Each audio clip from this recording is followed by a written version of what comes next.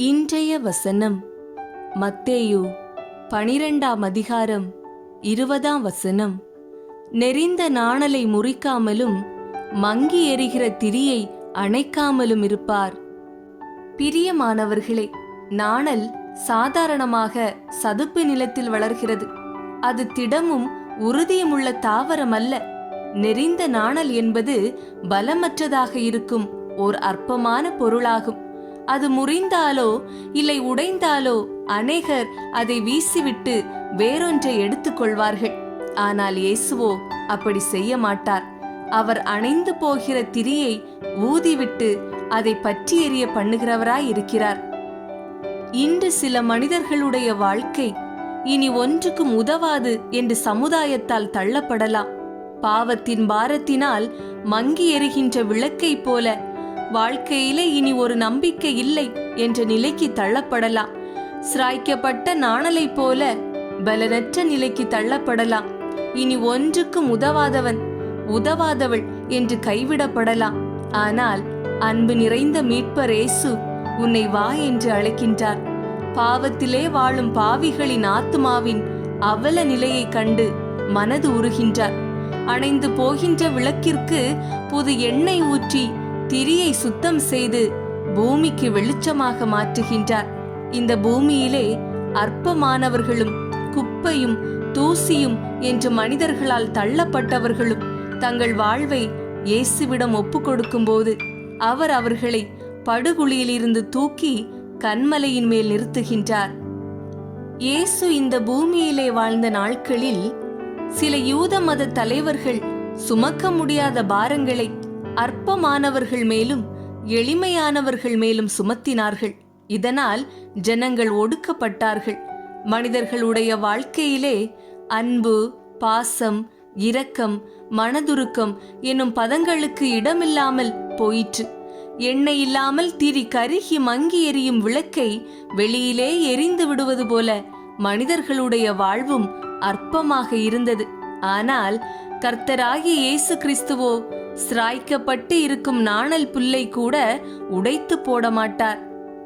உயர்ந்த லட்சியங்களுக்காக போராடுகின்றவர்களுக்கு சோதனைகளும் தோல்விகளும் அடுக்கடுக்காக வந்தாலும் அவற்றை நெஞ்சு உறுதியோடு தாங்கிக் கொண்டு நம்பிக்கை ஊட்டுகின்ற விதத்தில் வேதத்தில் சொல்லப்படுகின்ற வார்த்தைகளான அவர் நியாயத்துக்கு வெற்றி கிடைக்க பண்ணுகிற வரைக்கும் நெறிந்த நாணலை முறிக்காமலும் மங்கி எரிகிற திரியை அணைக்காமலும் இருப்பார் என்ற சொற்களை மந்திர சொற்களாக மனதில் வைப்போம்.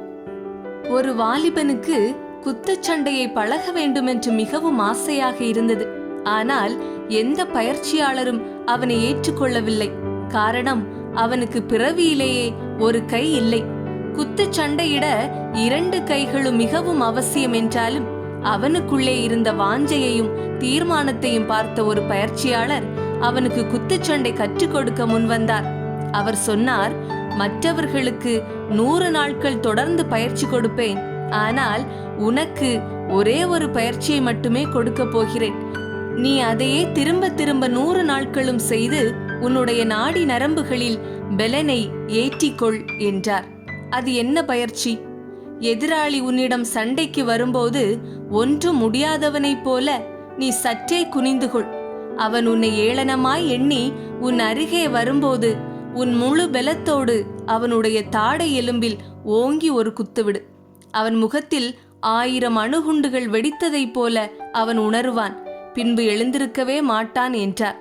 அப்படியே பயிற்சி முடிந்த பின்பு ஒரு ஆக்ரோஷமான குத்துச்சண்டையில் பங்கு பெற்றான். தனக்கு பயிற்றுவித்த மாஸ்டர் சொன்னபடியே எதிராளியை அடித்து வீழ்த்தினான். அவனுடைய கையில் அவ்வளவு பலன் இருக்குமென்று எதிராளி கொஞ்சம் கூட எதிர்பார்க்கவில்லை. அவனுடைய தாடை எலும்பெல்லாம் நொறுங்கி போய்விட்டது. என் அன்பு சகோதர சகோதரிகளே, இன்று நீங்கள் ஒரு நெரிந்த நாணலைப் போல பலவீனமாகவும் உங்கள் வாழ்க்கையில் மிகவும் உடைந்து போயிருக்கிறீர்களா? இயேசு உங்கள் மேல் அக்கறை உள்ளவராயிருக்கிறார். மற்றவர்களால் அற்பமாய் எண்ணப்பட்டவர்களையும் சமுதாயத்தில் கீழ்மட்டத்தில் இருப்பவர்களையும் தான் இயேசு அதிகமாக நேசித்தார். யாரிடத்தில் நமக்கு நன்மை கிட்டுமோ அவர்களிடம் நட்பு கொள்ளத்தான் நமக்கு பிடிக்கும். நம்முடைய அன்பு சுயநலமிக்கது. இயேசுவின் அன்போ சுயநலமற்றது, அது சுத்தமானது. அவர் தொழுநோயாளிகளையும் சமுதாயத்தில் நலிந்து போனவர்களையும் தேடி சென்று நட்பு பாராட்டினார்.